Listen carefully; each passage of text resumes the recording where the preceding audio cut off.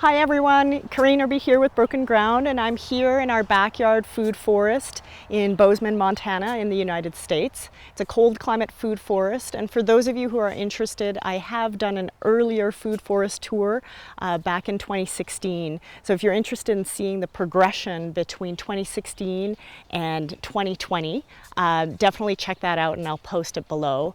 So in this video, I not only want to give you a tour of this whole backyard area, but I also want to go over some design considerations that you want to be aware of if you're interested in designing a food forest yourself. So the first thing that I want to mention is relative placement of where this food forest is in relation to our house.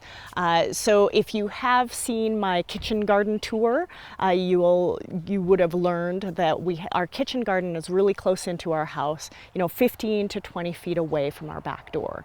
Whereas this food forest area is about 150 or 200 feet away from our back door. So again, this concept of zoning and permaculture, where this food forest doesn't need my daily use and maintenance, so it's further out. So anything that doesn't need to be looked at on a daily basis can be further away from your house. Another thing to consider is that I also have some annual production back here as well, and this is what I would consider my main crop area. So the kitchen garden area has things like tomatoes and lettuce and herbs and peppers, things that I need to maintain on a daily basis and have to be careful in terms of frost, etc. Whereas I have a main crop area over here that has things that grow for the entire season. And as long as they're on irrigation, I don't need to look at them every day. And those things include things like beets, carrots, onions, garlic, winter squash, potatoes, things like that. So I'll show you that area in addition to the big food forest area. So let's get started. So here we are in the annual main crop area. As I mentioned before, these are species that don't need your daily care and maintenance, but you do want to make sure that you have some kind of automatic irrigation or some kind of irrigation system out here. So we do have a sprinkler, an automatic sprinkler system that I use. And a consideration here, you'll notice that it's not as much of a heavy polyculture as what you've seen in my kitchen garden, but what you're thinking more about is diversity, not so much within the rows, but between the rows. I do some interplanting, but I don't let as many volunteers come up where they want to come up. So you've probably noticed that the rows in here are not, in fact, linear. As we always like to say in permaculture, there are no straight lines in natural systems. They're actually curved, and that's because they are designed to harmonize with the pattern of the landscape. And there's a very general slope that's going down this way, and so these beds are designed on contour. So over back here, we have winter squash that I've interplanted with buckwheat. And then we have a whole row of potatoes here and some garlic. And then zucchini and summer squash, cabbages interplanted with peas, and then beets and carrots. And then further down this way, there are some onions and some broccoli.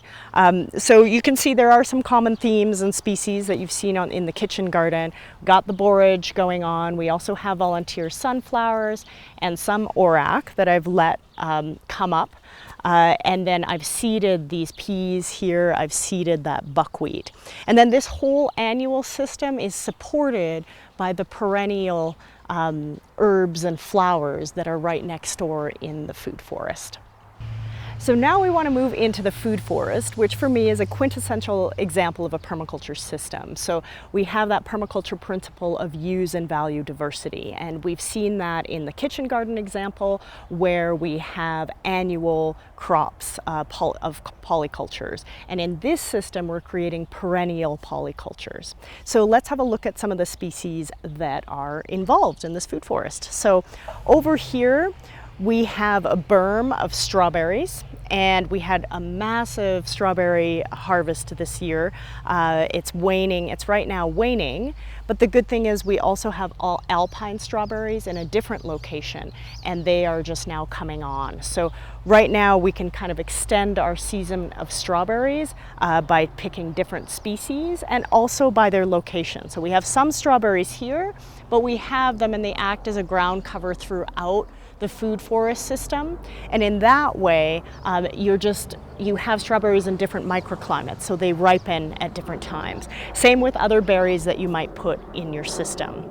So one of the first things that you want to consider when you are designing a food forest is, as Rosemary Morrow, who wrote Earth User's Guide to Permaculture, said, you want to plant the water. So how do you plant the water in a food forest? One, if you do have some slope, you can put in swales. And we have two berms here that create different microclimates. So one berm along here, and then the one berm where the strawberries were planted. So that's one way. You also want to make sure that you do have access to some sort of either well water or city water. So we did put a stub here, and we attach a hose to that. So if we need to supplementally water our system, that's available. But then the other things that you can do are, of course, build the soil and mulch this area really heavily. So right now we are near the end of July, and I've really only watered in here a handful of times. And early on, when your food forest is more immature, you'll have to water more often to get plants established. But as your food forest matures, as the canopy casts more shade, of course you have to water less and less in this system.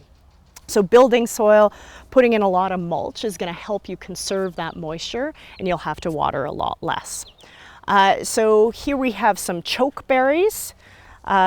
This is also known as a Ronia berry, and you can see the berries developing on here. One of the reasons I wanted to do an update of this food forest is to take you through here during a different time of year. I think the last tour that I did was in June, so you can get a sense in July what's coming on. One of the things to also realize in a food forest is that this is a dynamic system, so it's constantly changing, and some things do well, some things don't. As this gets more shaded, species that you may have put in early on might not thrive anymore, and that's just part of the process. So we have a couple Champlain roses here. You can see that now these are producing the rose hips, so we'll be able to harvest those later on in the system.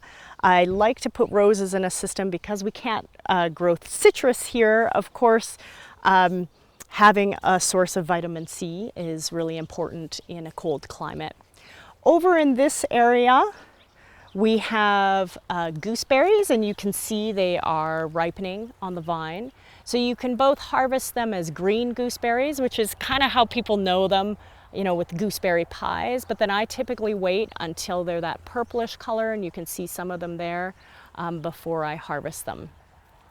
All of this here, this ground cover here, is actually aster that has volunteered in the system, and I've just let it kind of take over this whole area. So this is going to be a late fall forage for bees. So that's what's also going to happen, is that dynamic system of, as things move into this area, you choose as a forest gardener whether you want to leave those things in the system or whether you want to take them out.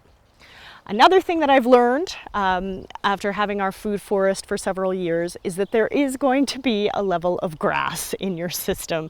Unless you have an army of people that can maintain it, except that there will be a level of grass that comes up. I do wander through here on a regular basis, and I'm pulling some of the grass, but I've realized in the past few years that if I dedicate all my time to that, then I have no time for anything else. So this is French tarragon here that really seems to love it in this spot. And obviously we're never going to use everything that we produce, and that's part of understanding a food forest system too. You're not growing everything so that you yourself can use it. You're also growing it because if you don't harvest all of that mint or you don't harvest all of that thyme, that's also going to go to flower. It's going to attract pollinators and beneficial insects into this garden space, and it's going to create and contribute to building a mini ecosystem, which is what you're going for. Over here we have a ground cover, or below here, again, this is a ground cover of thyme. And obviously I haven't harvested most of this thyme. I'm having it here both to serve the function of a ground cover, and also you can see it's going to flower, so it's attracting all sorts of pollinators. And then moving through here, again, we have some gooseberries. And then this whole area, you can see the red currants are coming on right now, as well as the black currants. So this patch in here has done really well over the past few years with little to no maintenance. So I've been really happy with that. And then over on this side, I wanted to take you through here at this time of year too. Here's a plum tree here. But right here, this is comfrey that I have chopped and dropped. So another thing to consider in a food forest is a little messy, which the birds love. But again, dynamic system where I've chopped this back probably about a week ago. I've shredded it up and I've thrown it down around this tree. So typically the way I design food forests is I want one comfrey plant for every tree that acts as mulch for the tree. It also, obviously you can use it medicinally. I sometimes use some of it in my annual garden by making a comfrey tea, but that's there as a soil builder for a fruit tree. So we can move through here. Mint here. People kind of get freaked out about mint sometimes, where they're like, oh my gosh, it gets everywhere and it invades everywhere. I don't care if it does, especially in a food forest system, because it helps compete with the grass. It's a great ground cover. Again, you can use it in teas or to cook with.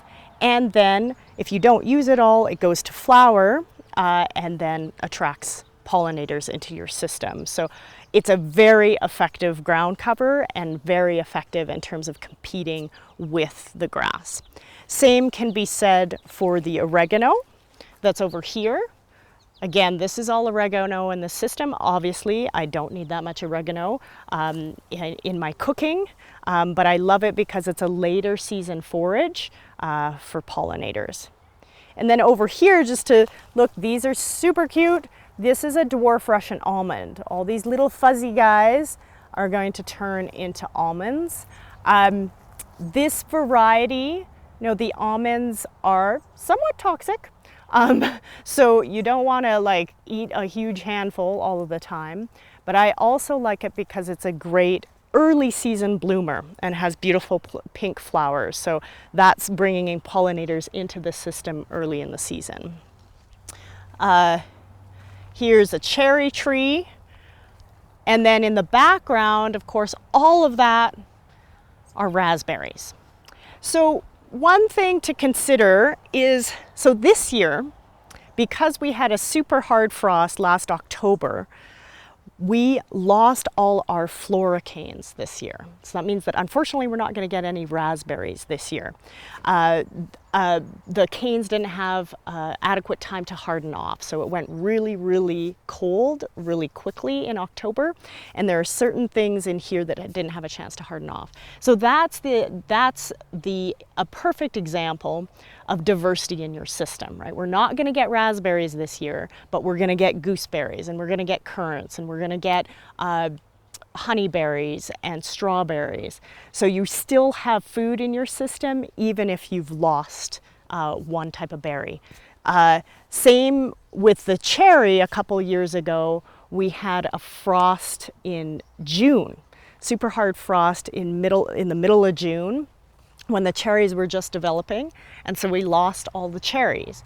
But again, I had all sorts of different other fruit in the system, so we're not losing necessarily a harvest. And that's, again, what resilience is about, right? Stacking your system with multiple species, so if something doesn't thrive one year, you can have something else that will give you that fruit or that food. Here's a pear tree here, and this one has a few pears on it. We have another pear tree that's a little bit more prolific than this one. And here's a little pear. And then there are a bunch of pears over here as well on this tree. So these pears seem to like it. And then back over here we have horseradish. And so this is a perfect example of if things get in the pathway, right? I'm taking them off, woo! And I'm usually, breaking them up enough and just throwing them down in the food forest. So again, the only thing that I export out of the food forest is the grass. The rest of the stuff, here are some suckers from the cherry tree, right? I just kind of break them off and then throw them back down, right? Because you're trying to create that closed loop system where things come up, you chop them back, and they contribute to the soil. Then again, through here we have some rhubarb that is waning, right? This is near the end of the season. And again, this one got a little bit squishy. So usually what I'll do, I'll just rip that up. I'll take these off. I'll throw this down. This probably can't be used, although a lot more of it can be. And I'll throw that back down into the system.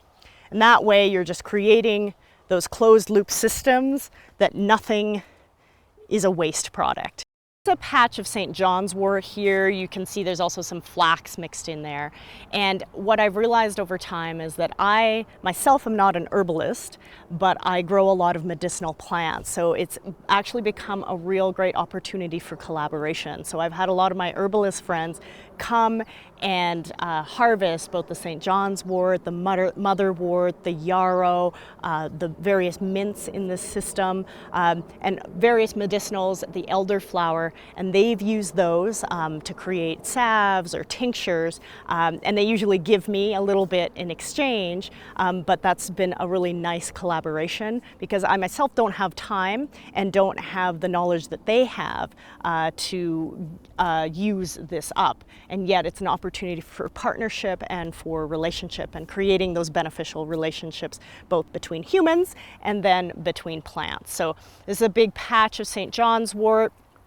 There's some chocolate peppermint here. And I am thinking over time what would be nice, if I have the time, is, there's a lot of abundance and yield in this food forest.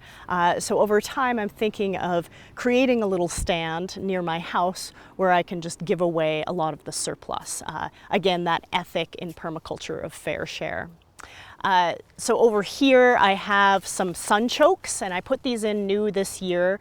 Realized that in this system there's a lot of fruit and we need a few more calorie crops. So Jerusalem artichokes are great for that as a perennial system, and then I put in also some additional hazelnuts. Again, another black currant here. And you can see this is kind of starting to become the season for currants. And that's another thing. I do have an abundance, so I've often invited friends to come and harvest what they want from this system because there's plenty here. And that's another consideration in the design of your food forest, is really thinking through how much time you have to dedicate to this on a weekly basis, because it does take an element of maintenance, and especially when things start to mature, it takes some time to harvest. So whether that's creating work parties, whether it's having friends come out and help you in exchange for some fruit, we really do want to think through the social system design of these food forest systems. So over here we have an apple, and that's doing really well. This will be its second year where it's giving us apples. And then this is a beautiful patch of elderberry. So next week I have a friend that's going to come and she's going to harvest some of the elderflower, and then we're going to leave the rest to develop into elderberries. And again, I will keep some of those elderberries myself, but I will also have others come and harvest them so that they can make elderberry syrup, and then I'll get that finished product in return. So rounding this corner over here, we have several different things along the berm. So what you'll realize when you put in food forest systems is that you'll find that some things thrive and some things don't. Early when I did the tour, I think back in 2016, I had lupin in the system, and for whatever reason, lupin just doesn't like it here. So I've tried it a few times and it just doesn't stick around. But what does stick around is salad burnet, which is an edible green, and then it goes to flower, and the pollinators love it. We got some sage over here as well, and then we have some lavender plants along here, and then 2 honeyberries here as well. And this right here is a hazelnut. So we got a crop of hazelnuts for the first time last year, and so I was really happy about that. We have a few other hazelnuts down there that you'll see as well. And here you can see that I have more strawberries along here. So what happens in your food forest is your food forest becomes a nursery for more plants in your food forest. I think in the last tour somebody made a comment about how we must have had mega money to put this in, and it got me thinking about how much it cost to put this whole system in. And because we used bare root fruit trees and shrubs, because all of the mulch and the compost and the manure that came into this was free, and because I've gotten plants from friends and other gardeners, and because I've used this food forest system as a nursery to plant more of the food forest system, I calculated that roughly I would say we've put maybe $600, maybe $700 into this whole system at the most. So yes, it takes a lot of time and energy, but it takes more time and energy than it does money. And if you have the patience, you can do it for a relatively low cost. And I would say that that's $600 to $700 over the course of 4 years. So moving on, this is a sea buckthorn right here, and some lavender growing below it. And then if we move over to this space, in the 2016 tour, this space hadn't filled in. So I had just mulched it all, and I was going to be filling in the understory with different plants. So we got some aster, motherwort, and again, some gardeners are scared of this because this can get out of control, but it thrives in this environment, attracts beneficials, it's medicinal as well. So I'm keeping that in the system. Motherwort along here, more yarrow here, different variety of yarrow. Again, I got this from a friend, and now it's grown up and it's going to seed in other areas of the food forest. And you can see there are some iris and there are some strawberries as well. So again, it's a fairly wild system. If you're a super type A person and you like things, you know, if you're very particular about things, you'll just have to get used to the fact that a food forest is fairly wild and can be chaotic at times.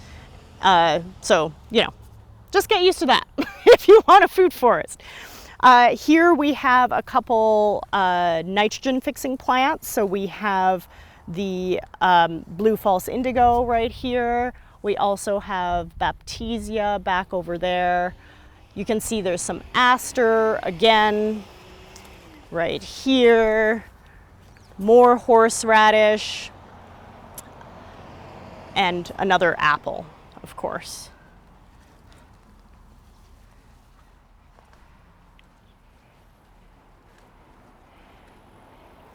And then these are those hazelnuts. Again, we can see,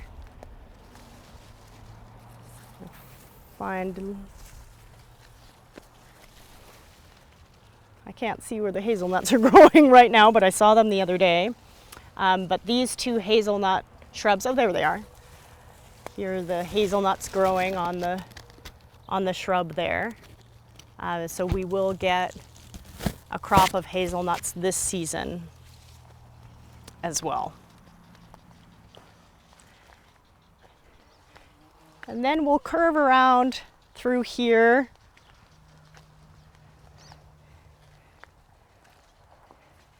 Back through the food forest. Again, these are josta berries. This red clover, I seeded it a few years ago when things were less mature, and it went everywhere, and I was like, oh my gosh, I made a mistake because it's going to take over, and it's just found its spot, and it hasn't. So again, don't be afraid to seed a lot of things, a lot of nitrogen fixing plants, soil building plants early on in order to fill that sun space that you're going to have while the trees are very small. And then here we have Maynite sage, Maltese cross,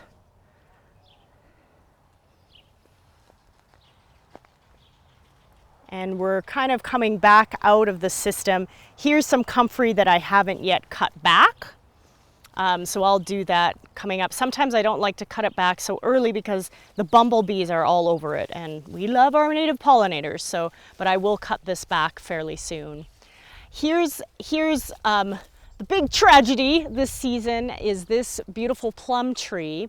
Again, because of that October freeze that I talked about, we thought we had lost it, but it is coming back, but we're going to lose a few branches. So this is also an example of, okay, you probably want to put, if you have the space, more than one plum tree in your system, right? Because what if you lose this plum tree, you don't have any more plums. So this had been growing for 7 years, and it was super healthy plant, and now we're going to have to adjust. So this year I did plant another plum tree more near that annual crop system, again, to make sure that we have at least 2 plum trees in the system. So again, stacking your system because you never know what's going to happen.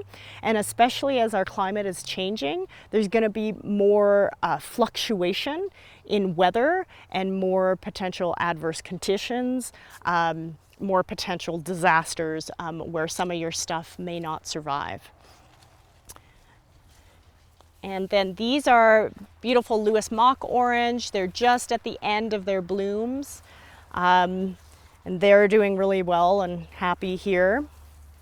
And then there's just a little bit of walking onion here. So you can see, you may have been able to see throughout the tour that there are a bunch of butterflies and pollinators, native bees, just flitting about through this system. When we're not in here, I think the birds are, having happy times. A lot of hummingbirds are in this system as well. So there's a lot of habitat that's created. In permaculture, we talk about creating multiple yields, right? So in this food forest system, we not only have a yield of food for us, we have a yield of growing and building soil, we have a yield of pollinator habitat, of bird habitat. We have a yield of connections between friends and work parties that happen in the system. So multiple benefits to having a food forest system. So thanks so much for watching. As always, if you have questions, include them in the comments below. Thanks again, and I'll see you soon.